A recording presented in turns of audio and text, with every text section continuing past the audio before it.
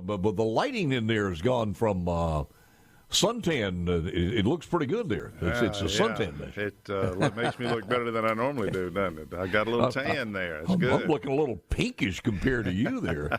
Always available, of course, C-Spire text line at 601-879. 4395, as we always say. And, of course, C-Spire Channel 70 on C-Spire TV platform.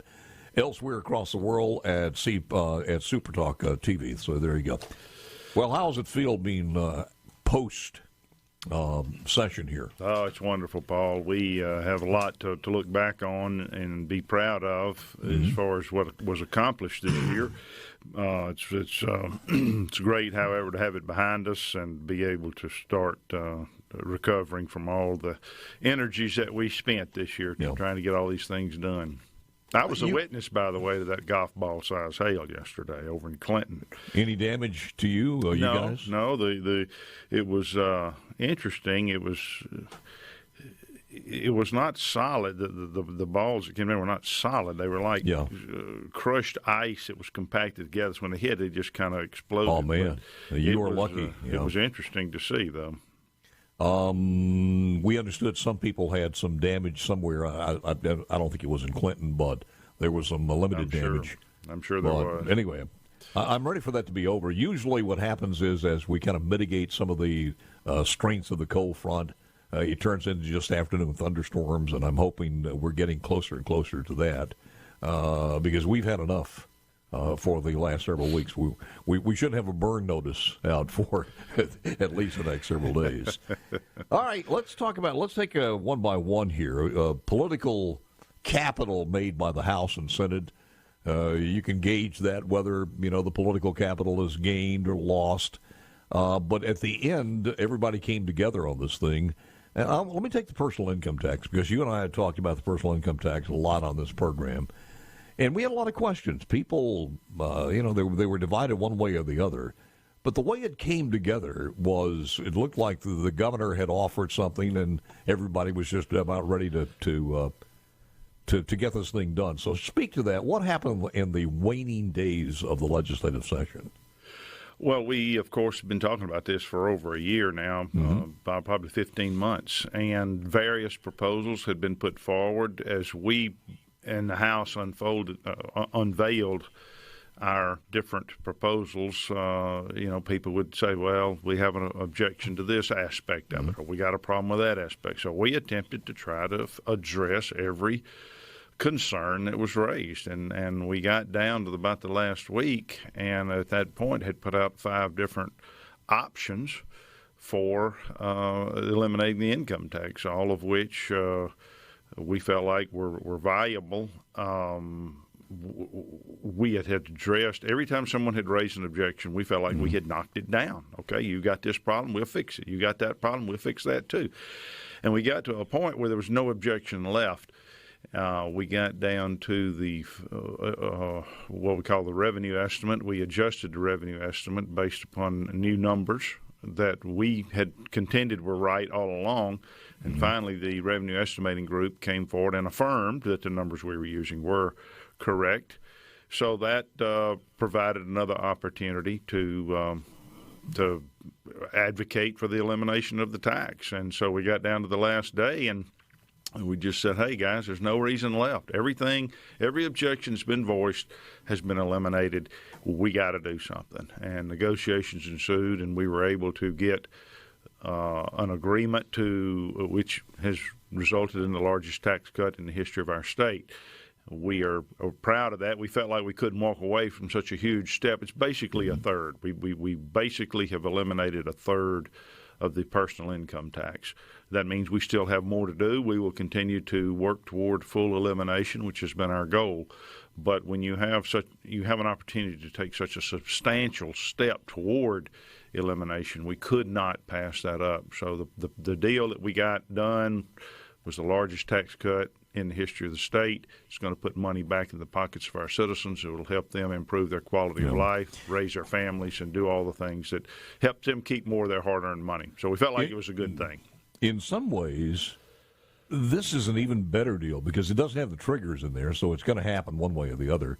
but does achieve what the House wanted in the long term. Absolutely. Absolutely. You know, there were some objections. It's sometimes an ugly process to try to achieve different things. People talk about making sausage, and that's what legislation is like. There are some advantages to this. As you say, there are no triggers. There's no sales tax increase. Those were designed to help eliminate the income tax and fill the hole that was left. So those are all the advantages. We give basically a third of the money back to the people with no triggers, no increase in sales tax. The downside of it is it doesn't eliminate the income tax, and so we've still got to find a way to eliminate the income tax. At the end of the day, what will the income tax be? What will the tax load be on the personal income tax at the end of this?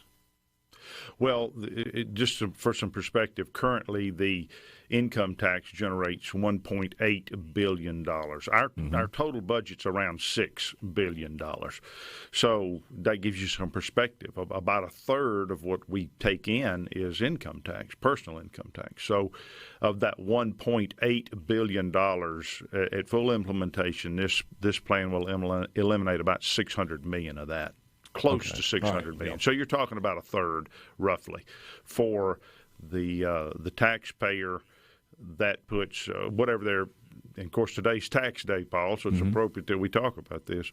But whatever they're currently paying in income tax, they can roughly, to the state I'm talking about, just the state, they can roughly cut that by a third. So for an individual making $40,000 a year, it's going to be about $400 back into their pocket. For a married couple making $80,000 a year, that's $800 back into their pocket. Yeah, we liked the $1,300 a lot better on that scale. We did. But nobody wanted to pay the additional sales tax because you just couldn't have it both ways. The House and Senate would never agree on that. So that's correct. I mean, the concern by eliminating the income tax is how do you fill that hole? What's your feedback been, negative feedback been on, and I'm guessing probably people wanted that car tag elimination more than just about anything else, and I know a lot of people are not happy about that. Well, we of course brought that proposal forward. We felt like that was a very viable thing to do. It was about $200 million. We could cut, under one of the proposals that we put forward, we cut your car tag in half. People were very excited about that, but we could not get any buy-in from the Senate on that. They just did not like that proposal, so we had to go back to the drawing board and come up with something else.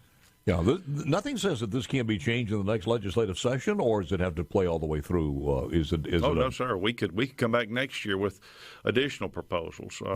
We could continue to. One of the proposals that had been put out there was cutting the grocery tax in half. Yeah. One was to cut the car tag in half. If you eliminate the personal income tax, you're creating an elimination of revenue. How do you replace that? So it's a lot of moving parts, Paul. And if you move one direction, you got to do one thing. If you move another direction, you got to do another thing.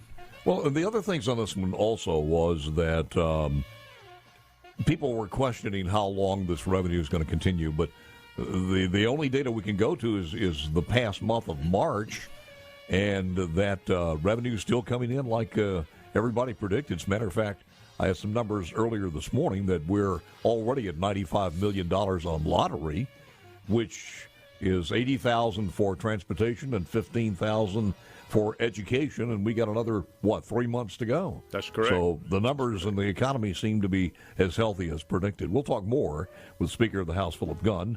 Simple night. Ladies and gentlemen, that is officially now our new state song because the governor has signed it. Just thinking back, and again, the Speaker of the House, Philip Gunn, with me. Philip, of many interviews over the years, prior to and also as Speaker, back in the McCoy days and everything else.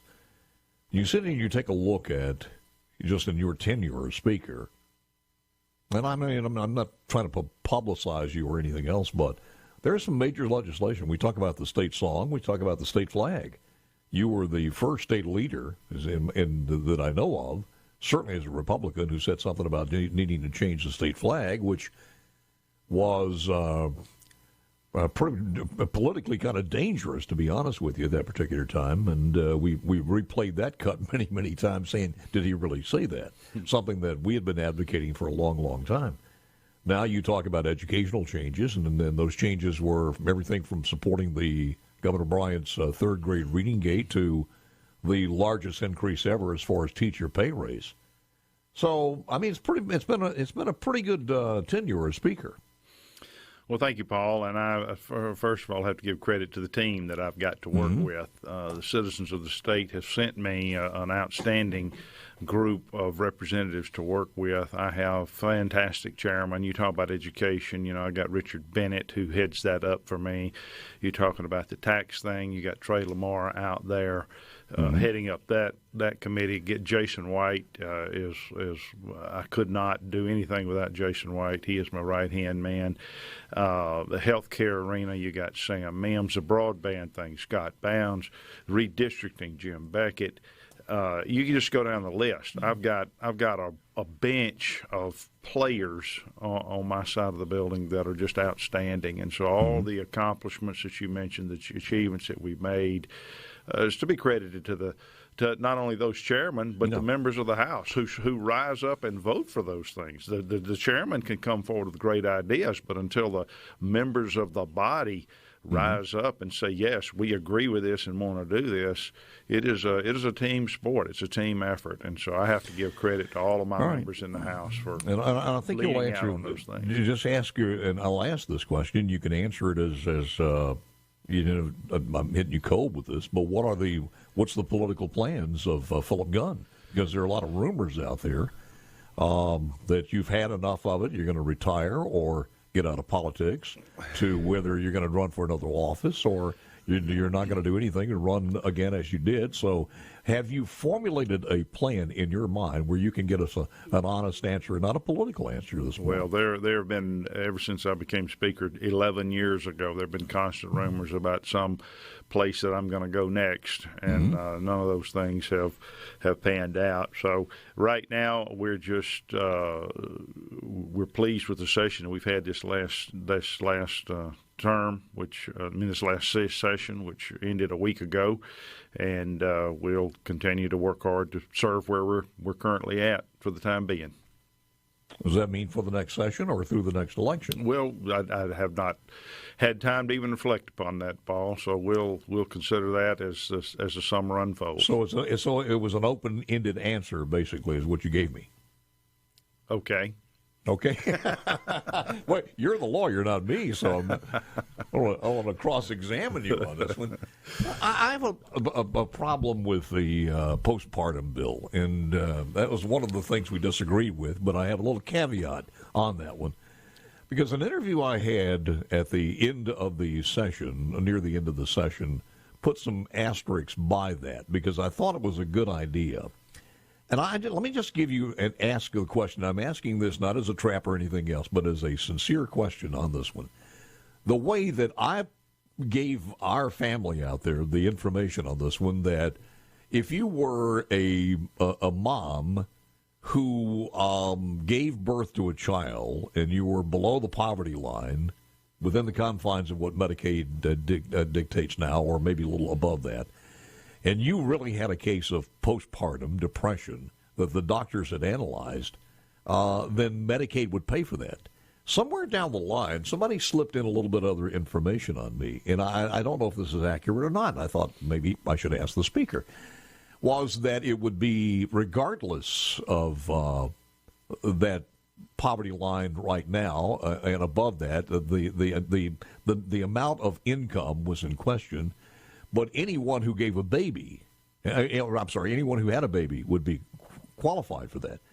So which is it? What were the dividing lines on that? Because I don't know, and I don't think a lot of people in the state of Mississippi knew exactly. Was it any mom in the expanded Medicaid qualification of a higher income, and I think it was, 138% above poverty line or something like that? Right. So what were the defining lines of that? Well, the postpartum issue is one that we continue to like, as you say, like yourself, trying to make sure we're educated on. My position has been that, not just in the postpartum arena, but just overall, we need to find ways to try to move people off of Medicaid and get them back on their feet, rather than trying to look for ways to put more people on. When you talk about expanding postpartum coverage, is what they're talking about. That in and of itself is additional coverage. That is expanding the amount, the cost, if you will, associated with that. It has been our position that we are not in favor of expanding the coverage. Now, if I'm wrong in that, I stand to be corrected. It seems to me the Department of Medicaid is the one who has that knowledge. And the Department of Medicaid, if they come out and tell us that that is not correct, and we certainly would receive that. But it has been very clear where we are. The Department of Medicaid has not told me that we're wrong in that. The Department of Medicaid has not issued a statement in support of expanding postpartum coverage. So I have to conclude, Paul, that my position is correct because they have not come out and said anything to the contrary. So I understand the arguments that are made, on the other side, but they apparently are not correct as far as the Department of Medicaid is concerned. We've reached out to the Department of Medicaid. I've had it positioned to me in several different ways. So what I hear you saying is that if you already qualify for Medicaid and you are within that defined poverty line and you already are a person who qualifies for Medicaid, it covers everything except the postpartum. It covers the child, as I understand, the child has continued to be covered. But I'm talking about the mom. The mom has covered for 2 months after the birth. With postpartum, but it doesn't go beyond that. That is correct. Okay. All right. And what they're wanting to do is expand that from 2 months to 12. That's what the proposal has been. But was that's something that did not pass, so I'm sure it'll come back again in the in the new section. Have you ever thought about just, again, in that original form, where we presented that to the public, why couldn't you just bring it up to 6 months? 6 months would be called an expansion, and that's something that you just didn't want to do. Well, 6 months was never proposed, but again, we would look for some guidance from the Department of Medicaid, and if it's our position has been it's expansion. If it's not expansion, the Department of Medicaid needs to correct us on that and tell us that it's not expansion in some fashion. Yeah. But how much would that have cost us? I don't know. So I'm sure it would depend on how many months you went out there with it. Let's go. Let me before we run out of time here, I want to talk about the initiative process itself. That's something that did not pass. We've had some people talk about the rumor mill that the governor would call a one-day session if you can get it in one day.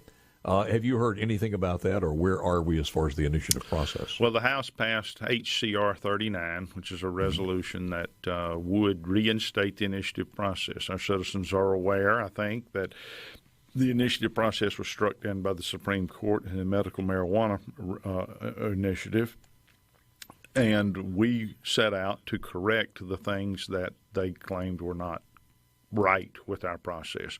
What the House did was basically tweak a couple of things.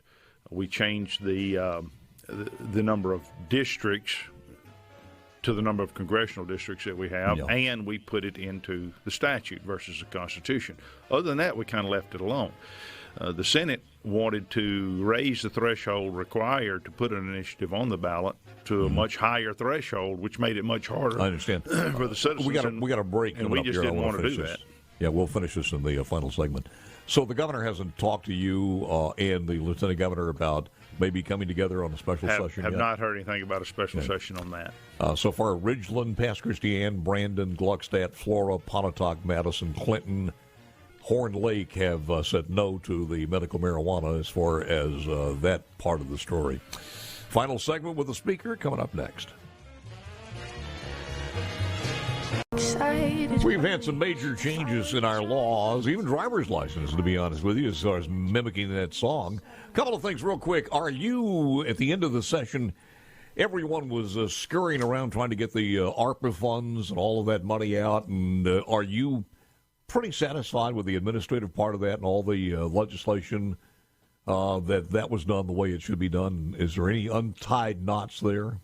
No, sir. I think we worked very hard to get those funds out and did a good job, House and Senate working together to get those funds deployed. We had about $1.8 billion, and we got 1.5 of that out, saving just a small amount for anything that may arise in next year. Those are dollars that are going to help our cities and our counties, particularly in the water area. Many of them have water needs. We're proud of that. Some other things that are going along with that. Mental health, I know, was included in that. So I think we did a good job getting those monies out to the people. I will say this, the way the personal income tax bill did fall down, it's going to create less headaches and maneuvering mathematics for the municipalities, since you don't have that transfer on this one. Correct. As far as sales tax. That is correct. So I think they were happy with that.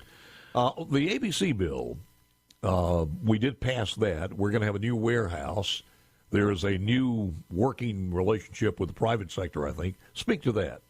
Yeah, I want to commend Trey Lamar for working hard on that. He's the chairman of Ways and Means on my end of the building, and I know Josh Harkins is chairman of Finance on the Senate side. They work together to try to find a way to resolve this difficulty that we have with the ABC warehouse. We're optimistic that bill will eliminate a lot of the difficulties that our restaurants and casinos and others seem to have with getting alcohol out to the customers. And so I don't remember exactly the timeline for that, but I do know that it's a good step in the right direction. Yeah. Who's in charge of finding a new place to put it? I don't remember what the bill actually said, so I don't remember. Okay. Final thoughts here as we kind of wrap it up on this one. Anything that you've left unsaid here as far as the session's concerned? Well, I am just proud of the accomplishments, any one of which could have consumed a lot of political capital and consumed an entire session. I had referenced an article that was written on the first day of the session that questioned whether the Republicans could get everything done that needed to get done. The ARPA funds, the redistricting, broadband, income tax, teacher pay. It's like 9 different things that were on that list, and any one of which, like I said, could have consumed a lot of political energy and a lot of time just in and of themselves. And there were like 9 of them that we did. Not only did we take them on, we got them all accomplished. The only one that wasn't completed was the initiative, and we in the House did that even on top of all of that. So when you just look at the checklist of accomplishments for the year, largest teacher pay raise in the history of the state, largest tax cut in the history of the state, the ARPA funds that we were able to get out. Just, again, going down that list, we did a lot of great things, accomplished a lot. It's one of the most weighty sessions, but probably one that I did more than has ever been done by a legislature, certainly in a long, long time. Within the 3-month framework, which was pretty darn good. That's correct. There was, there are a couple of news organizations out there remaining liberals, and they don't like anything Republicans do. They could cure cancer, and it's not going to happen.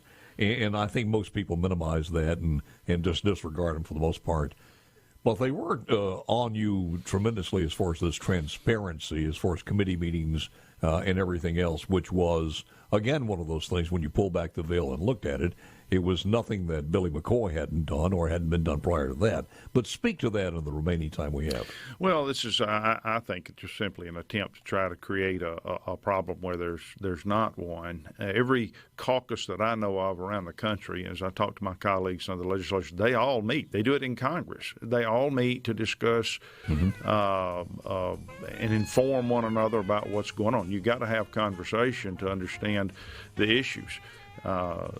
We are not a public body. By definition, we do not fall within the Open Meetings Act. We just are not defined as a public, the caucus I'm talking about. And if we don't have time to go into the definition of that, but we're just not, by definition, a public body. When we go onto that House floor, we are. That's where the issues are debated, but not in a caucus meeting. And as you rightly pointed out, it's the same way Billy McCoy did it, and it's the way the Democrats meet right now in a caucus meeting. So it's just an attempt. Always good, sir. Appreciate it. And I thank you so very much for being available during the session. That is the Speaker of the House, Philip